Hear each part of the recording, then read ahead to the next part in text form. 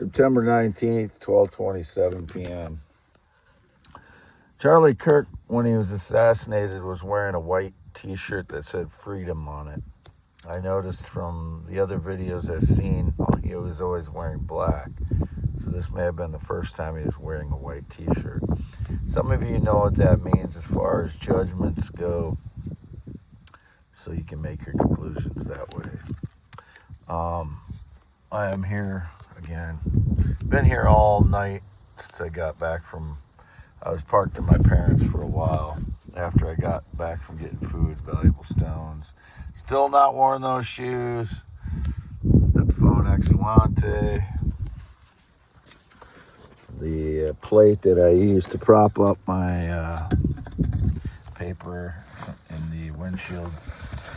I posted this again yesterday. 4 Raytheon engineers were on the 9/11 2001 jets on Flight 77 and Flight 11. The other one wasn't identified. One out of the 4 was not identified on which flight he was on. They worked on remote control for jets. I researched this in the 2000s or early 2010s. I don't remember which, but I searched it again and found the employees that died and put them on my x.com/WADES2ND. This video again is for youtube.com/@WADEALANHEINEMAN. And this is the alcohol I have in my mouth. 21.6% mouthwash. And if they say I'm on drugs, it's this. Acetaminophen. I take a lot of it at times. My tooth pain is pretty bad right now, so I've been taking acetaminophen. So those are the 2 main points I wanted to make. I didn't know much about Charlie Kirk. I've been watching a few videos of his, and I believe the reason he was assassinated was politically, so they could try and take his podium away from him and give it to people they wanted to influence, the people that he was influencing. His strength seemed to, I got mouthwash in my mouth and it's kind of numb from the mouthwash. His strengths seemed to be, he was open, he kept an open mind, open heart. He was tolerant of everyone, even though he had judgments like everyone does. I'm not saying he was a saint. He's in his 30s. He was still learning, trying to be a leader, but he taught critical thinking to a lot of young people, and that is an important thing for our country to have, is someone that teaches kids critical thinking like we were taught when I was in high school in the 1980s. Or, I don't know, maybe I learned it on my own. When I think back about it, I think there was definitely more critical thinking taught back then. I don't know if that's just my nature, is to think critically. But we had to get it from somewhere, and Generation X has more of it than these generations do now, and they're going to have to learn it on their own, as I've said before. But Charlie Kirk was trying to teach it to them.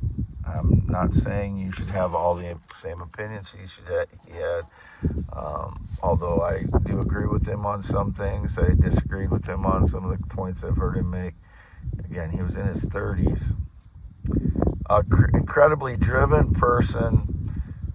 They showed his first appearance when he was graduating high school, and I was nowhere near him as far as leadership skills. We're not the same type of people at all. I'm not trying to take his audience at all. All I'm trying to do is give his audience some guidance as far as, take what he was teaching as far as critical thinking and take that into your own leadership in life. And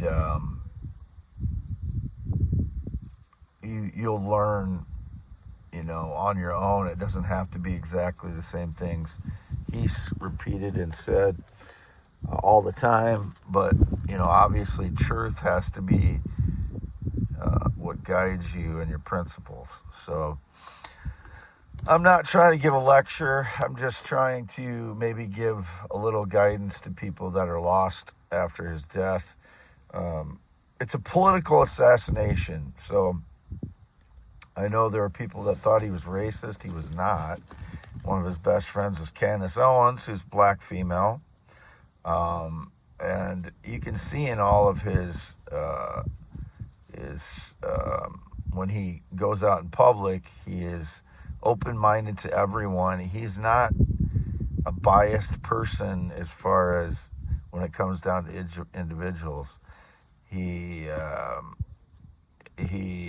guess, I don't have to tell people what he is. You have to do your own research, and a lot of people knew a lot about him, and more so than I did. The cover-up is obvious. There is so much information that was not given to us, and I've been posting about that stuff. The people that were hired as security had connections to Israel. The plane that took off shortly after his death had connections to Israel. The guy that owned the plane. They cleaned up the scene quickly. We're not given all the footage. This Tyler Robinson stuff doesn't make any sense whatsoever. And that shows a person taking down a camera from right behind him. One of the new theories is that camera was a modified gun, and this guy's taking out something out of the camera and looking really suspicious while doing it. Part of the security team or part of Turning Point USA, one of the two. And whether he's taking out, the data from the camera, or he's taking out part of a cartridge from a shooting mechanism in the camera, I don't know. But that's the new thing today. But he was definitely shot from behind or from the right side, straight behind or from the right behind. It's not from the front. It's not from Tyler Robinson. What I think was Tyler Robinson is a kind of delusional kid that was promised paradise for a small role in whatever he did. And he was hanging around that town like hours later, and he was caught on camera in a Dairy Queen like 4 hours or so later by Candace Owens' timeline, and looking clueless. So I think my intuition tells me he was hanging around because they promised him a paradise for a small role in whatever he did. But I don't believe he shot Charlie Kirk at all. But anyway, that's mainly what I've been posting about today. I'm going to try and keep this as short as possible. It's 9 minutes and 4 seconds signing off.